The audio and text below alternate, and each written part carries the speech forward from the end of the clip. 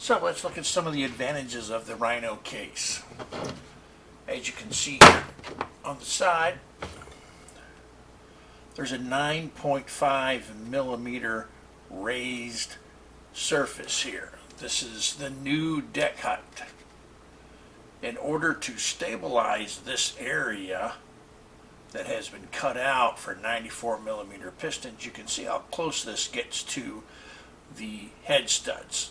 Well, with the case savers in here, it's very close. In order to keep the strength in this area, after cutting for 94 millimeter pistons, and I don't know if you can see this back in here, but this has also been clearance for an 86 millimeter crank. Once you start cutting into all these surfaces on the side cover here, the side of this case, the deck surface, you weaken it.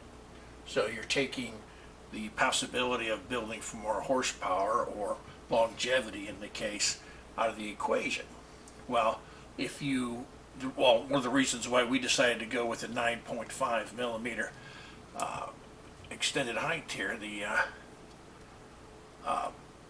Stoker crank is the biggest crank you can get, and it actually gives us a better gives us more room in this area here by extending, lengthening the height of the engine. So the cylinders actually are 9.5 millimeters farther away from the center of the crank.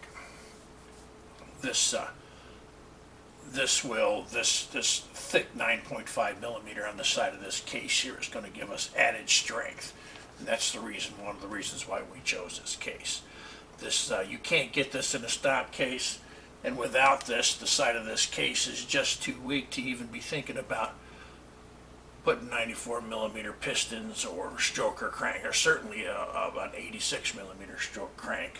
Stock is a 69 millimeter stroke, so it's a considerable difference. Going to an aftermarket case like this offers some advantages that you would never have in a stock case.